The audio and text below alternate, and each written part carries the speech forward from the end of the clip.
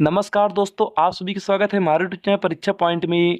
आज हम इस वीडियो में देखेंगे 28 अक्टूबर 2023 में पूछे गए पेट एग्जाम में अर्थमेटिक के पांचों प्रश्नों को, यानी कि जो आपके अर्थमेटिक पोर्शन से 5 प्रश्न पूछे जाते हैं। इस वीडियो में आज हम उन्हीं पांचों प्रश्नों पर डिस्कशन यानी कि उन्हीं पांचों प्रश्नों को हल करना सीखेंगे। इसलिए दोस्तों आप लोग इस वीडियो को पूरा जरूर देखिएगा और उन मित्रों के पास यानी कि अपने उन मित्रों के पास इस वीडियो को जरूर शेयर करिएगा जिन्होंने पेट एग्जाम की तैयारी कर रहे हैं। तो चलिए देखते हैं कि यहाँ पर सबसे पहला प्रश्न हमारे पास क्या दिया है। तो यहाँ पर हम देखेंगे तो यहाँ पर सबसे पहला प्रश्न दिया हमारे पास, इंग्लैंड न्यूजीलैंड वनडे मैच में बारिश के कारण इंग्लैंड को जीत के लिए 48 ओवर में 324 रन चाहिए थे। शुरुआती 10 ओवर में औसत स्कोरिंग रेट 6 था, लेकिन अगले 10 ओवर में यह बढ़कर 8.5 हो गया।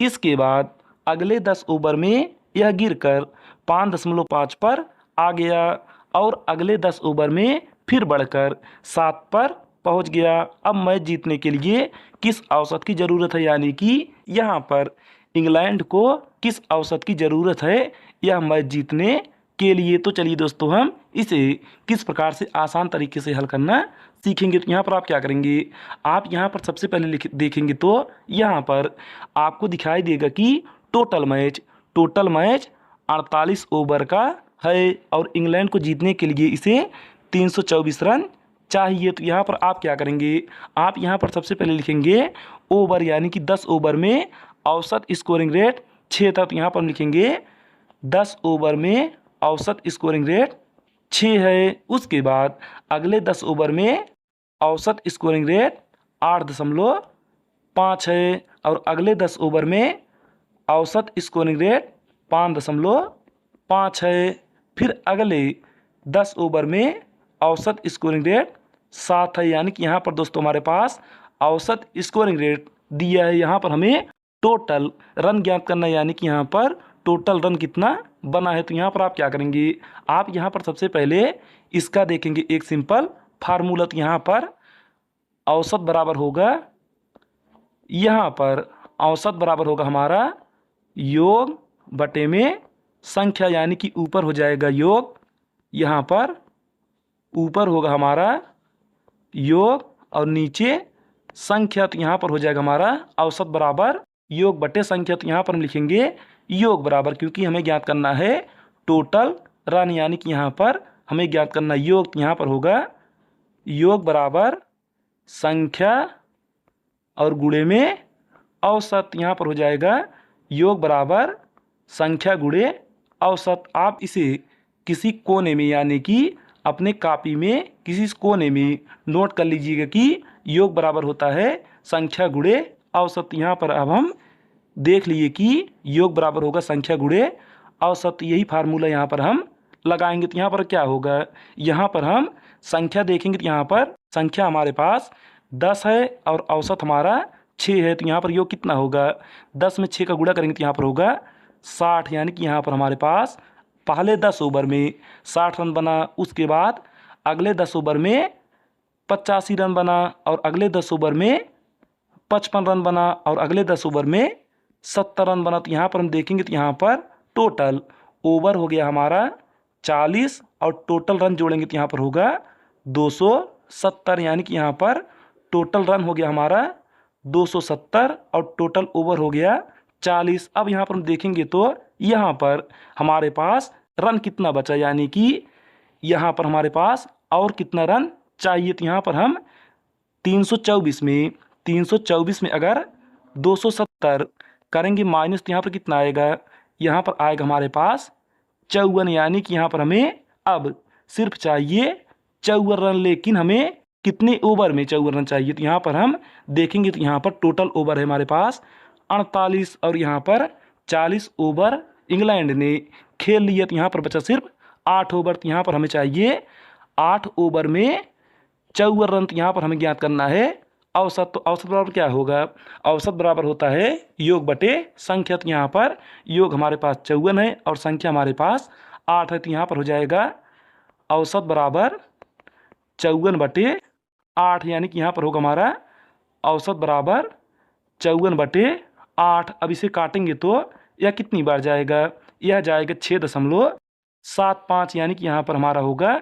6.75 राइट आंसर, जो कि ऑप्शन नंबर बी में यानी कि ऑप्शन नंबर बी में दिया है, तो ये हो जाएगा करेक्ट उत्तर। तो फिर चलिए अब हम देखेंगे प्रश्न संख्या 2 को। तो यहाँ पर आप देखेंगे तो यहाँ पर दूसरा प्रश्न दिया आपके पास, निम्नलिखित में से कौन सा अवरोही क्रम में है। यानी कि दोस्तों यहाँ पर नीचे हमारे पास 4 ऑप्शन दिए और आपको बताना है कि इन चारों ऑप्शन में से कौन सा ऑप्शन आपका अवरोही क्रम में दिया है। तो यहाँ पर आप सबसे पहले जानेंगे कि अवरोही क्रम कहते किसे। तो यहाँ पर हम देखेंगे तो यहाँ पर अवरोही क्रम हम उसे कहते हैं जो हमारी बड़ी से शुरू हो और छोटी पर जाकर समाप्त हो। यानी कि सबसे पहले सबसे बड़ी संख्या, उसके बाद उससे छोटी, उसके बाद उससे छोटी और उसके बाद उससे छोटी, यानी कि इसी प्रकार से जो संख्याएं दी रहेंगी उसी को कहते हैं हम अवरोही क्रम। तो चलिए हम देखते हैं कि हमारा ऑप्शन किस प्रकार से दिया है। तो यहाँ पर हम देखेंगे तो यहाँ पर हमारे ऑप्शन में जितनी भी संख्याएं दी हुई हैं यह सभी भिन्न के रूप में दी हुई है। तो यहाँ पर हम देखेंगे तो यहाँ पर हमारा जो भिन्न दिया है यह दिया है 11/17, उसके बाद 9/13 और उसके बाद 5/8। तो यहाँ पर आप देखेंगे तो यहाँ पर आपको दिखाई देगा कि यह हमारा एक उचित भिन्न है, यानी कि यह हमारा उचित भिन्न दिया है। और उचित भिन्न हम उसे कहते हैं जहाँ पर अंश छोटा हो और हर बड़ा हो, उसी को कहते हैं हम उचित भिन्न। तो यहाँ पर हम इसे किस प्रकार से देखेंगे कि यहाँ पर इन तीनों भिन्नों में से कौन सबसे बड़ा है और उसके बाद कौन सबसे छोटा है। तो यहाँ पर आप क्या करेंगे, आप यहाँ पर सिंपल इस अंश और हर में लेंगे अंतर, यानी कि 17 और 11 का अंतर लेंगे तो यहाँ पर आएगा 6, यानी कि यहाँ पर इसका अंतर हो जाएगा 6। उसके बाद 9/13, अब यहाँ पर हम 9/13 का अंतर करेंगे तो यहाँ पर आएगा हमारे पास 4। उसके बाद आगे यहाँ पर दिए 5/8, तो इसका अंतर लेंगे तो यहाँ पर होगा 3। अब उसके बाद दोस्तों आप यहाँ पर क्या करेंगे, आप यहाँ पर 6, 4, 3 का लेंगे एलसीएम। तो यहाँ पर हम इनका एलसीएम लेंगे तो यहाँ पर आएगा इनका एलसीएम 12, यानी कि यहाँ पर इनका एलसीएम हो जाएगा 12। उसके बाद अब यहाँ पर आप इस 6 से 12 में भाग देंगे तो यह जाएगा 2 बार में, और यहाँ पर 11 में अगर आप 2 का गुणा करेंगे तो यहाँ पर आएगा 11 दूनी 22, यानी कि यहाँ पर हो गया 22। उसके बाद 4 में 12 से भाग देंगे तो यह जाएगा 3 बार में, और यहाँ पर हम 9 में अगर 3 का गुणा करेंगे तो यहाँ पर होगा 9 त्रिक 27, यानी कि यहाँ पर हो जाएगा 27। उसके बाद यहाँ पर हम 3 से भाग देंगे 12 में तो यह जाएगा 4 बार में, और यहाँ पर हम 5 में करेंगे 4 का गुणा तो यहाँ पर होगा 20, यानी कि यहाँ पर हो जाएगा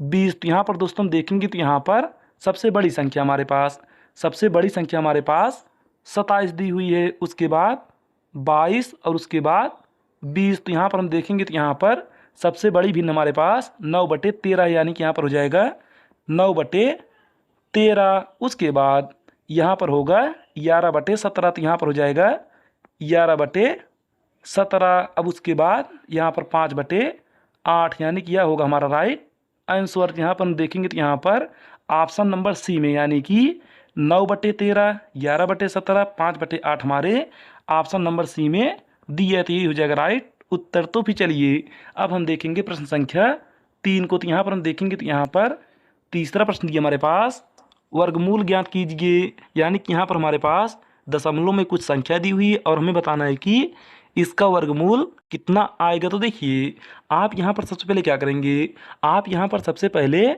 इन सभी दशमलव को हटाने का प्रयास करेंगे। तो यहाँ पर हम देखेंगे तो यहाँ पर ऊपर हमारे पास कितने अंक बाद दशमलव दिया है। तो यहाँ पर हम देखेंगे तो यहाँ पर 1 अंक, 2 अंक, 3 अंक, 4 अंक, 5 अंक, 6 अंक, 7 अंक, यानी कि ऊपर हमारा 7 अंक बाद दशमलव दिया है। तो यहाँ पर अब हम देखेंगे नीचे हमारे पास कितने अंक बाद दशमलव दिया है। तो यहाँ पर हम देखेंगे तो 1, 2, 3, 4, 5, 6, 7, यानी कि यहाँ पर नीचे भी हमारे पास 7 अंक बाद दशमलव दिया है। तो यहाँ पर हमारा दशमलव से दशमलव कट जाएगा, तो यहाँ पर सिर्फ बचेगा हमारे पास संख्याएं। तो यहाँ पर अब हम क्या करेंगे, अब यहाँ पर हम इन सभी संख्याओं का निकालेंगे वर्गमूल। तो यहाँ पर हम इन सभी संख्याओं का वर्गमूल निकालेंगे तो यहाँ पर होगा हमारे पास 81/64 गुणे 484/625 और यहाँ पर फिर गुणे 25/121। अब उसके बाद हम इसका वर्गमूल निकालेंगे तो यहाँ पर कितना आएगा।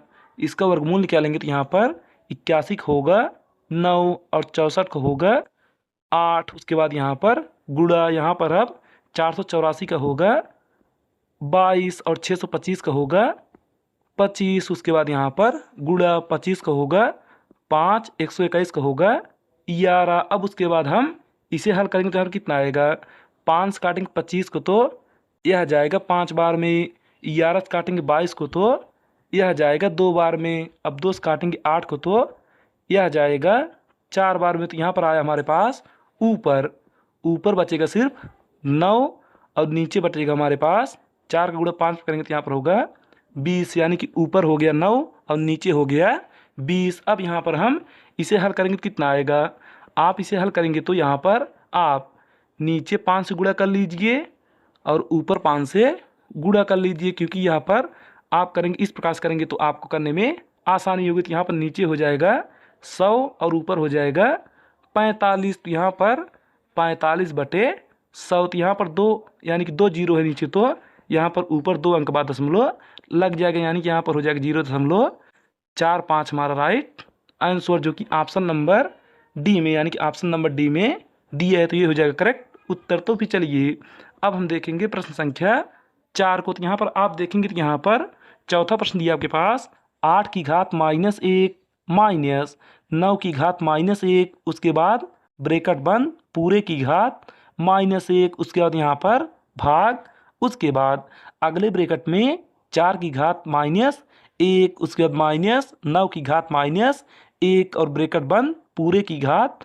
-1 का मान कितना होगा। तो चलिए देखते हैं कि इसका सही मान कितना आएगा। तो देखिए आप यहाँ पर सबसे पहले जानेंगे कि अगर आपकी किसी संख्या के अंदर, यानी कि आपकी किसी भी संख्या के ऊपर अगर पावर माइनस रहे तो, यानी कि जिस प्रकार से यहाँ पर a की पावर -n दिए है तो आप इसे लिख सकते हैं 1/a की पावर n, यानी कि 1/a की घात n। उसी प्रकार से हम यहाँ पर इन सभी को लिखेंगे। तो यहाँ पर आप सबसे पहले क्या लिखेंगे, आप यहाँ पर सबसे पहले इस 8 की घात -1 को लिखेंगे 1/8। अब उसके बाद अगर यहाँ पर 8 की घात 1 करेंगे तो 8 ही आएगा, तो यहाँ पर हम इस प्रकार से 8 को रहने देंगे। उसके बाद यहाँ पर माइनस, अब आगे यहाँ पर 1/9 और यहाँ पर ब्रैकेट बंद और पूरे की पावर -1 और यहाँ पर भागे अगले ब्रैकेट में 1/4 माइनस 1/9 और पूरे की पावर -1। अब उसके बाद इसे हल करेंगे तो यहाँ पर 9 का गुणा 1 में करेंगे तो यहाँ पर होगा 9 और 8 का गुणा 1 में करेंगे तो यहाँ पर होगा 8 और 9 का गुणा 8 में करेंगे तो यहाँ पर होगा 72। तो यहाँ पर हम लिखेंगे 1/72। उसके बाद यहाँ पर पूरे की पावर -1 और यहाँ पर भागे अगले में हो जाएगा हमारा 9 का गुणा 1 में करेंगे तो यहाँ पर होगा 9 और 4 का गुणा 1 में करेंगे तो यहाँ पर होगा 4, यानी कि यहाँ पर घटाएंगे तो 5/4 का गुणा अगर 9 में करेंगे तो 4 9 36, यानी कि यहाँ पर हो गया 5/36 और पूरे की घात -1। अब उसके बाद अब यहाँ पर दोस्तों आप एक नियम और जानेंगे, यानी कि एक रूल और जानेंगे। तो यहाँ पर होगा आपका, जैसे आपके पास a/b दिया है और इन सभी का पावर -1 दिया है, तो आप इसे लिख सकते हैं a/b, यानी कि यहाँ पर आपका, यानी कि दोस्तों यहाँ पर आपका अंश और हर उल्टा हो जाएगा, यानी कि b हो जाएगा ऊपर और a हो जाएगा आपका नीचे, यानी कि b/a हो जाएगा। तो इसी प्रकार से यहाँ पर हम इसे भी लिख सकते हैं। तो यहाँ पर आप लिखेंगे 72/1 और यहाँ पर भागे 36/5। अब उसके बाद यहाँ पर हम इस भाग को बदलेंगे गुणे में, तो यहाँ पर क्या आएगा, भाग को बदलेंगे गुणे में तो पहला वाला भिन्न हमारा उसी प्रकार से रहेगा, लेकिन अगला वाला भिन्न हमारा पलट जाएगा, यानी कि यहाँ पर हो जाएगा 5/36। यहाँ पर हम 36 काटेंगे 72 को तो यह जाएगा 2 बार में, और यहाँ पर 2 का गुणा 5 करेंगे तो यहाँ पर आएगा 10, यानी कि 10 होगा हमारा राइट आंसर, जो कि ऑप्शन नंबर ए में, यानी कि ऑप्शन नंबर ए में दिया, तो ये हो जाएगा करेक्ट उत्तर। तो फिर चलिए दोस्तों अब हम देखेंगे प्रश्न संख्या 5 को। तो देखिए दोस्तों, आपका प्रश्न संख्या 5 मासिक वेतन, यानी कि यह हमारा परसेंटेज पर आधारित है। आप इसका उत्तर, यानी कि इस प्रश्न का उत्तर आप हमें कमेंट में बताइएगा कि इसका राइट आंसर क्या आएगा। अगर आपको इसका आंसर नहीं पता तो आप हमें कमेंट बताइएगा कि इसका आंसर हमें नहीं पता। आप अगली वीडियो में इस प्रश्न को भी हल करवा दीजिएगा। तो चलिए आज के लिए बस इतना ही, धन्यवाद। अब मिलते हैं अगली वीडियो में कुछ महत्वपूर्ण प्रश्नों के।